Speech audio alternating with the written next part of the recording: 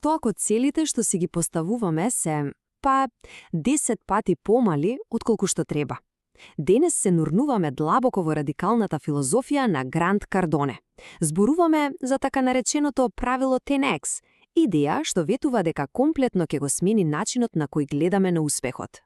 Пред да продолжиме, ајде да застанеме за момент и да си поставиме едно клучно прашање. Прашање што е во самата срж на оваа филозофија. Дали целите што ги имаме, всушност не кочат? Дали не спречуваат да го достигнеме вистинскиот потенцијал? Дали се, едноставно, премногу мали? И токму тука на сцена стапува правилото 10X. Идејата, на прв поглед звучи прилично едноставно, нели? Ама низината примена, тоа е веќе нешто сосема друго. Радикално. Значи, не се работи само за тоа да се постават поголеми цели. Не. Се работи за комплетно редефинирање на тоа што воопшто е возможно, а потоа да се вложи еден огромен, речиси неразумен напор за да се стигне тамо. Добро, ама од каде доаѓа ваков екстремен начин на размислување? За да го сватиме тоа, мора да ја погледнеме приказната на самиот Грант Кардоне. И верувајте, таа приказна воопшто не почнува од врвот. Напротив, почнува од самото дно. Човекот кој денес е синоним за огромен успех, некогаш бил заглавен во зависност, и тоа цели 10 години. На само 23 години се нашол на работ на смртта. И ова не е само некој детаљ од неговата биографија. Ова е темелот, основата врз која е изградена целата негова филозофија за успехот. А сега да премотаме дрзо напред. Истиот тој човек денес управува со империја од недвижности вредна повеќе од 5 милиарди долари. Оваа трансформација е, да бидем искрени, скоро незамислива. Токму тој скок од целосен очај до апсолутна доминација е она што го храни неговото верување дека апсолутно се е возможно. Значи, прашањето е како? Како се прави таков скок? Како се стигнува од дното до врвот, до градење на глобална империја? Ајде да ги видиме клучните моменти во неговиот неверојатен подем. Се почнува на 25 години. Тогаш конечно успева да ја победи зависноста. Со таа новооткриена слобода и енергија, буквално се фрла во светот на продажбата на автомобили. И таму ги бруси вештините што подоцна ќе станат темел на целата негова империја. Од таму го основа Cardone Capital, претворајќи го својот талент за продажба во огромно богатство со недвижнини. И на крај, сето тоа знаење го кристализира во едно глобално движење, движењето 10X. И денес, неговата империја е многу повеќе од само недвижности. Се е поврзано. Функционира како еден огромен, добро подмачкан механизам. Неговите книги и социјалните мрежи го градат брендот. Тој бренд пак ги полни салите на неговата позната 10X конференција. А сето тоа заедно привлекува сериозни инвеститори во Cardone Capital. Гледате, тоа е еден повеќе слоен систем изграден врз една единствена централна идеја.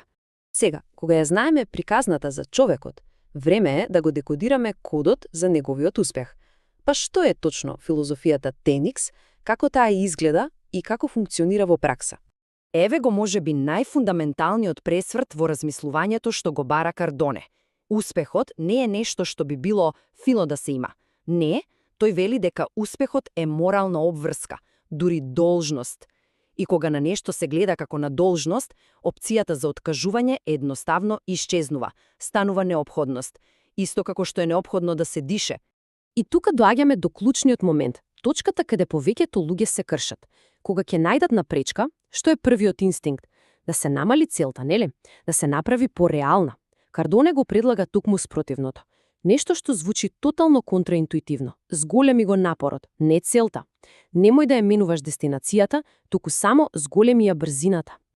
Ова може би звучи малку сурово, ама за Кардоне тоа е чиста математика. Според него, во денешниот хиперконкурентен свет, просечните цели и просечниот напор водат само до едно – резултати под просекот. Да се биде во средината, вели тој, значи да се биде невидлив, заменлив, а тоа е најопасното можно место. И на крајот на денот, целата оваа филозофија се сведува на една многу едноставна, но и брутално искрена заповед: продолжи, без оглед на се. Може да се имаат 10X цели, може да се презема 10X акција, ама без таа немилосрдна, тврдоглава упорност, целиот систем се распаѓа при првиот знак на неволја. Упорноста е лепилото што го држи сето ова заедно. Значи, како сето ова изгледа во пракса? Па може да го сведеме на 4 клучни чекори. Прво, треба да се ослободиме од ситните мали цели. Потоа, под 2, нормалниот труд се заменува со масовна, речиси обсесивна акција. Трето, фокусот се трга од бркање пари и се насочува кон создавање огромна, вистинска вредност.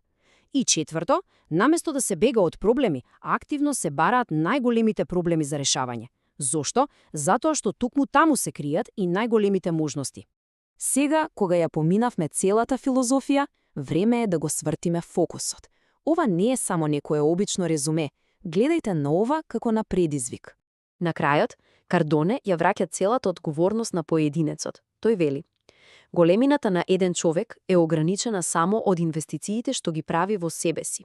Со други зборови, единственото нешто што може да застане на патот сме ние самите. И така, на крајот останува ова едно прашање. Прашање кое воопшто не е лесно, но можеби е најважното што некој може да си го постави денес. Да заборавиме за момент на моменталните цели. Вистинското прашање е: која е таа 10x цел